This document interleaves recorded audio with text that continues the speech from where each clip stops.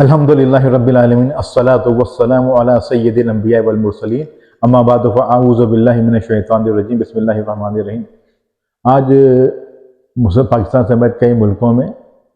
قرآن day منایا جا رہا ہے اور کہا جا رہا ہے کہ آج کم سے کم ایک سپارہ پڑھیں اور تاکہ قرآن کی عظمت کو اجاگر کیا جائے۔ اس مسئلے کے اس عمل کے رد عمل میں جو کہ سویڈن میں ہوا، قرآن کریم فرقان حمید کی بے حرمتی کی، ہم نے کیا ایک دن قرآن ڈے منانے سے قرآن کا اور اسلام کا حق ادا ہو جائے گا؟ کیا قرآن مخالف، اسلام مخالف لوگ اپنے عمل سے رک جائیں گے؟ کبھی نہیں ہو سکتا ایسا۔ ہم نے قرآن ڈے کو بھی اسی طرح سے منانا شروع کر دیا جیسے اغیار فادر ڈے مناتے ہیں، مدرس ڈے مناتے ہیں اور امن کا دن مناتے ہیں، اپنا فضا کی آلودگی کے خلاف دن مناتے ہیں۔ اس طرح سے ایک دن جسے مناتے ہیں وہ لوگ، کیونکہ ان کے اندر ایک یونیورسل سوشل کانسیپٹ ان کے ہاں نہیں ہے جو کہ اسلام نے دیا ہے۔ اسلام نے اپنے والدین کے ساتھ بھی ہر وقت آن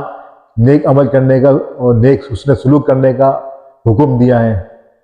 معاشرے کے اندر بھی ایک بہترین معاشرہ قائم کرنے کے لیے دوسرے سے اچھے کردار ادا کرنے کی حکم دیا گیا ہے، جس سے معاشرے میں اچھا کردار پیدا ہو۔ فرمایا گیا قرآن اسلام میں کہ صفائی نصف ایمان ہے، تو ایک اچھا فضائی اور ایک اچھا ماحول پیدا کرنے کا بھی ہر وقت حکم ہے اسلام کی طرف سے۔ تو اسلام جو ہے ایک بڑا وسیع دین ہے اور ایسا دین، ایک ہمہ گیر دین ہے جو کہ ہر وقت ہر آن اس پہ عمل کرنے کا حکم ہے۔ اس میں انسان کی بھلائی ہے اور انسانوں کے اندر ترقی کا بھی ایک اس کے اندر راز موجود ہے، اور مسلمانوں میں اور پورے اقوام عالم کے اندر امن کا پیغام بھی جس سے جاتا ہے اور ماحول دوست ہونے کا پیغام بھی جاتا ہے۔ تو قرآن ڈے منا لینے سے ایک طرف اغیار کا طریقہ کار کے اوپر عمل کا ایک ذہن جاتا ہے کہ ہم کہیں ان کے طریقوں کے بھی آ گئے ہیں، جبکہ قرآن کریم فرقان حکیم نے جو ہمارے طرف نازل اللہ تبارک و تعالیٰ نے فرمایا ہے، یہ تو ہمارے پڑھنے، سمجھنے، عمل کرنے کے لیے ہر وقت ہر آن ضروری ہے۔ قرآن کریم فرقان حمید سورہ اعراف کے اندر اللہ تبارک و تعالیٰ فرماتا ہے کتاب انزل الیک فلا یکن فی صدرک حرج منہ لتنذر بہ وذکری للمؤمنین اتبعوا ما انزل الیکم من ربکم ولا تتبعوا من دونہ اولیاء قلیلا ما تذکرون۔ اے محبوب، ایک کتاب تمہاری طرف اتاری گئی، یعنی قرآن کریم فرقان حمید، جو تمہارا جی اس سے نہ رکے، یعنی کہ تمہیں اس طرح رغبت والی نہ رکے، اس لیے کہ تم اس سے ڈر سناؤ اور مسلمانوں کو نصیحت، اے لوگوں اس پر چلو جو تمہاری طرف تمہارے رب کے پاس سے اترا، یعنی قرآن کریم فرقان حمید، اور اسے چھوڑ کر حاکموں کے پیچھے نہ جاؤ اور بہت ہی کم سمجھتے ہیں۔ فرمایا یہاں پہ لا تتبعوا من دونہ اولیاء، اولیاء بڑے وسیع معنوں کے اندر ہے، لیکن زیادہ تر جو بزرگوں نے اس کا ترجمہ حاکم کیا ہے، حاکموں سے، لیکن یہ بہت وسیع معنی لفظ ہے اور بہت زیادہ معنی کے اندر آتا ہے، جو اس لیے اس میں لفظ پہ ترجمے پہ میں نے اپنے آپ کو مذکور کیا، اپنے آپ کو محدود کیا، جو کہ بزرگوں نے کیا۔ فرمایا کہ حاکموں کے پیچھے نہ جاؤ۔ اللہ کیا فرمایا؟ کتاب تمہاری طرف اتاری گئی، تمہارا جی اس سے نہ رکے، یعنی کہ تمہاری جو کتاب سے رغبت ہے، کتاب سے محبت ہے، کتاب کے تعلق ہے، جو کتاب یعنی قرآن کریم فرقان حمید کے ساتھ جو تمہارا ربط ہونا چاہیے، وہ سے تمہارا جی بھرنا نہیں چاہیے۔ یہ ایسی کتاب ہے، بولے یہ تو میں نے ایسی کتاب نازل کی ہے، تمہارا ذوق، تمہارا شوق، تمہارا علم، تمہارا حلم، تمہاری محبت، تمہاری اخوت، ہر چیز اس کی سے وابستہ ہونی چاہیے۔ تو اب مجھے بتائیے اس بات کے اوپر کہ کیا ایک دن ہم یہ منانے قرآن ڈے کے لوگوں کو بتائیں بھائی ایک دن کم سے کم ایک سپارہ پڑھیے، تو یہ اس سے کیا قرآن کریم فرقان حمید کا حق ادا ہو جائے گا؟ کیا ان لوگوں کو اس کا بات کا جواب چلا جائے گا جو کہ قرآن کے خلاف، اسلام کے خلاف، رسول اللہ کے خلاف آئے دن کچھ نہ کچھ کرتے رہتے ہیں؟ سوچنے سمجھنے کی ضرورت ہے، ہمیں بڑی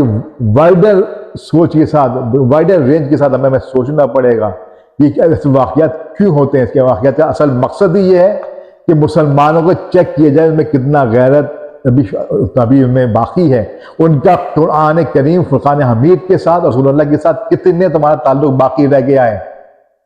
آپ یہ دیکھیں آج وہ آتے ہیں، کرتے ہیں، کر کے چلے جاتے ہیں، اور مسلمان اپنے ہی ملکوں کے اندر، اپنے علاقوں کے اندر اپنی ہی طور پہ احتجاج کر رہے ہوتے ہیں، کہیں اپنی ہی چیزوں کو نقصان بھی پہنچا رہے ہوتے ہیں، کہیں اپنے طور سے ہم گالی گلوچ کر کے ان کو دیکھ کے اپنا جی ٹھنڈا کر رہے ہوتے ہیں۔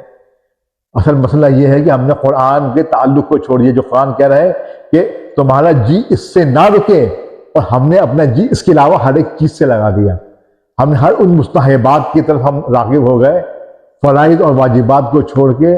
دلائل قطعی کو چھوڑ کے، واجبات کو چھوڑ کے ہر اس بات کی طرف ہم راغب ہو گئے جو کہ بزرگوں سے منسوب تھیں، جو کہ مستحبات تھیں، جو کہ دوسری چیزیں تھیں، ہم ہر اس طرف راغب ہو گئے جو کہ اصل قرآن و حدیث تھا۔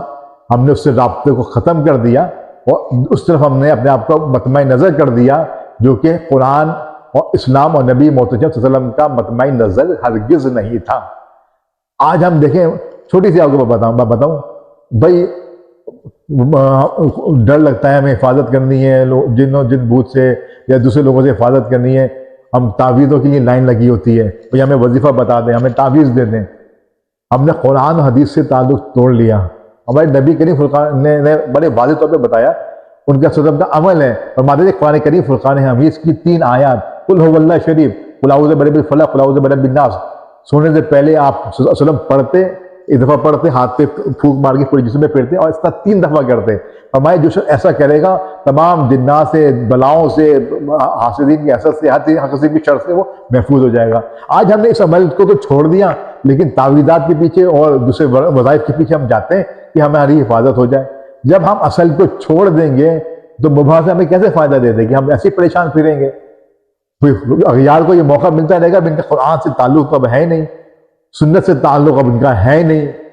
تو پھر وہ اس طرح وہ چھیڑ چھاڑ کرتے ہیں اور خود مزے بھی لیتے ہیں، اور مسلمانوں کو جب اس پہ رد عمل کرتے ہیں، وہ جو کہ 1-2 دن کا ہوتا ہے، 2-4 دن کا ہوتا ہے، گالی گلوچ بھی ہوتی ہے تو اس میں توڑ پھوڑ بھی ہو جاتی ہے، بعد امن بھی ہوتے ہیں، برا امن بھی ہوتے ہیں، لیکن ان کو موقع مل جاتا ہے۔ دیکھو مسلمان تو ایک پرتشدد قوم ہے، ہم اس کو موقع ملتا ہے، اس کو اس زاویے سے پھیلاتے ہیں، جبکہ ایک غلط کام وہ خود کر رہے ہیں۔ لیکن ہمارا تعلق کیونکہ اصل دین کے ساتھ، قرآن کے ساتھ، نبی محترم صلی اللہ علیہ وسلم کے ساتھ ختم ہمارا ہو گیا، تقریباً ناممکن ہو گیا، چند ایک لوگوں کے جو کہ اس طرف راغب ہوتے ہیں، اس طرف محبت کا اظہار کرتے ہیں، اور پھر آپ دیکھتے بھی ہیں کہ جب وہ قرآن سے اور علم کی طرف جب محبت کا اظہار کرتے ہیں تو ہمارے اپنے ہی ان کی طرف للکارنا شروع کر دیتے ہیں۔ آج لوگوں نے بہار شریعت کو بتا دیا کہ بہار شریعت پڑھ لو عالم بن جاؤ گے۔ لوگوں نے پہلے 33 سال 25 سال میں لوگ عالم بنے، 45 علوم حاصل کرتے تھے تو عالم بنتے تھے۔ آج بھی 8 سال 6 سال کا کم سے کم کورس ہے، مختلف 12 اس کو سبجیکٹ پڑھنے پڑتے ہیں جب جا کے وہ عالم بنتا ہے۔ ہم نے آج کہہ دیا کہ بہار شریعت پڑھ لو، بہار شریعت بہت اچھی فقہی کتاب ہے، کوئی شک والی بات نہیں ہے اس کے اندر، لیکن کیا وہ پڑھنے سے عالم بن جائے گا؟ اور کوئی شخص اس کی طرف جب رہنمائی کرتا ہے کہ بھائی یہ خالی اس طرف لوگوں کو راغب نہ کر دیا جائے کہ بہار شریعت پڑھ کے ہم عالم بن جائیں گے، تو ان کے اوپر گالی گلوچ اور نان تان شروع کر دیا جاتا ہے جب لوگ صحیح رہنمائی کرتے ہیں۔ وجہ یہ ہے کہ ہم نے قرآن کے ساتھ تعلق کو چھوڑ دیا۔ جب عالم کی طرف پورا مکمل عالم علم سیکھیں گے تو سب سے پہلے قرآن کو سیکھنا پڑے گا، حدیث کو سیکھنا پڑے گا، تمام